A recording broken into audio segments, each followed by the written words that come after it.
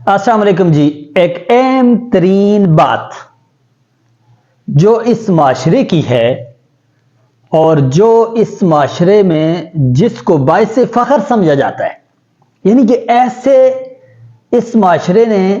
ہر ایک اپنی خدمت کرنے والے کو اور تابع داری کرنے والے کو ہمیشہ دغا دیا اور اپنے اوپر جبر اور ظلم کرنے والے کو سلوٹ کیا۔ اس کی آسان سی مثال سمجھ لیں کہ گدھا ایک بے ضرر جانور ہے۔ اس نے 100 میں سے 1% بھی ایسا چانس نہیں ہے کہ گدھا کسی کو نقصان پہنچائے، بلکہ اس نے اپنی ساری زندگی اس انسان کی خدمت میں گزار دی ہے۔ اس پہ انسان نے لوڈ ڈالا، اس پہ اپنے لیے خوراک لے کر گیا، اپنی ضرورتیں پوری کی اور اس کو مارا پیٹا بھی، لیکن یہ پھر بھی فرما بردار رہا اور اس نے انسان کو کچھ بھی نہیں کہا اور کچھ ضرر نہیں پہنچایا۔ دوسری طرف دیکھنا شیر ایک ایسا جانور ہے کہ جس نے انسان کو سامنے آتے اور دیکھتے ہی نقصان پہنچایا ہوگا، انسان کو مالی نقصان بھی پہنچایا ہوگا۔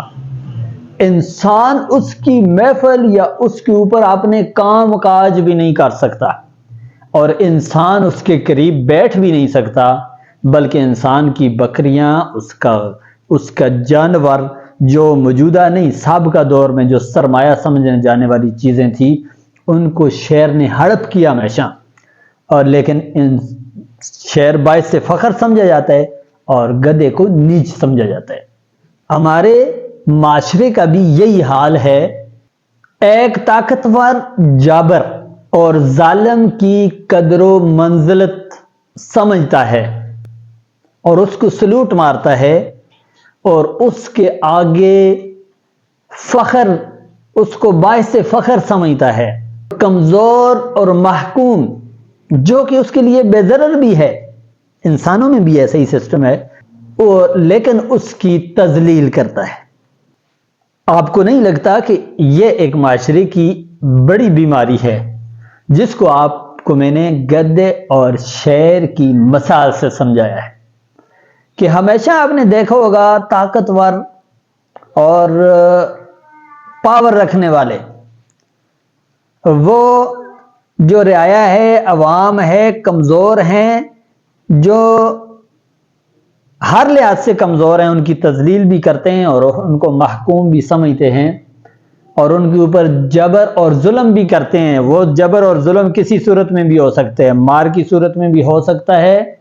اور ان سے مشقت لینے کی صورت میں بھی ہو سکتا ہے، اور ان کے لیے رزق کو تنگ کرنا، چاہے مہنگائی ہو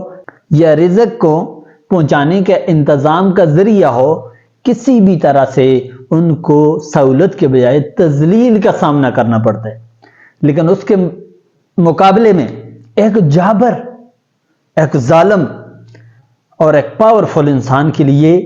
ساری سہولتیں بھی موجود ہیں، سارے راستے بھی کھلے ہیں اور سارے سلوٹ اور ساری تکریم اور ساری اس کی قدر، یہ ساری چیزیں اس کو ہر ٹائم مہیا ہیں اور ہر ٹائم ان سے وہ فائدہ اٹھاتا ہے۔